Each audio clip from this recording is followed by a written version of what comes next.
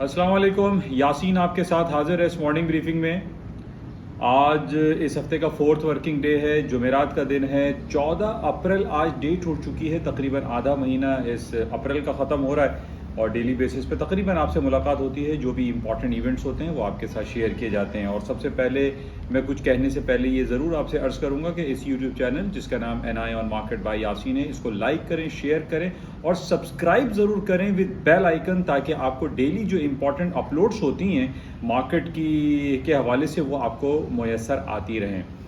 तो आज हमारे पास जो सबसे इम्पॉर्टेंट टॉपिक होगा वो है यूरोपियन सेंट्रल बैंक की मीटिंग के हवाले से। आज यूरोपियन सेंट्रल बैंक अपने इंटरेस्ट रेट का अनाउंसमेंट करेगा। बहुत सारी बातें काफ़ी अरसे से हो रही हैं कि ये जो पूरा सीज़न चल रहा है ये इंटरेस्ट रेट के बढ़ाने का सीज़न है। हम पिछले 2 साल से कोरोना वायरस के बेसिस पे ये देखते रहे कि इंटरेस्ट रेट के हवाले से कोई पेशरफ्त नहीं हुई। हालांकि क्रूड ऑयल की प्राइसेस नीचे भी आई, ऊपर भी आई, और अब हम ये देख रहे हैं कि क्रूड ऑयल की प्राइसेस जो कि यूक्रेन और रशिया की वजह से खातिर खा तेज़ी की तरफ दिखाई दे रही हैं। इन बेसिस पे बहुत ज़्यादा जो है हमें हर तरफ महंगाई या इफरात ज़र का जो सिलसिला है वो दिखाई देता है। अब इफरात ज़र या महंगाई या इस कंज्यूमर प्राइस इंडेक्स के जब नंबर्स को बढ़ते रहते हैं तो इन बेसिस पे लाजमी तौर पे इंटरेस्ट रेट को बढ़ा दिया जाता है। और पिछले अमेरिका में 16 मार्च को हमने ये देखा कि अमेरिका ने 4 साल के बाद अपने इंटरेस्ट रेट में इजाफा किया। इसके अलावा मुख्तलिफ इकॉनमीज़ में हम ये देख रहे हैं कि ये सीज़न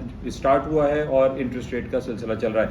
बहरहाल आज यूरोपियन सेंट्रल बैंक की मीटिंग है और अब से तकरीबन 2 से 3 घंटे के बाद वो अनाउंसमेंट करेगा और हमें ये देखना पड़ेगा कि क्या उस अनाउंसमेंट में होता है। बहरहाल इसका हम तफसीली जायजा लेते हैं yasinanalysis.com पर।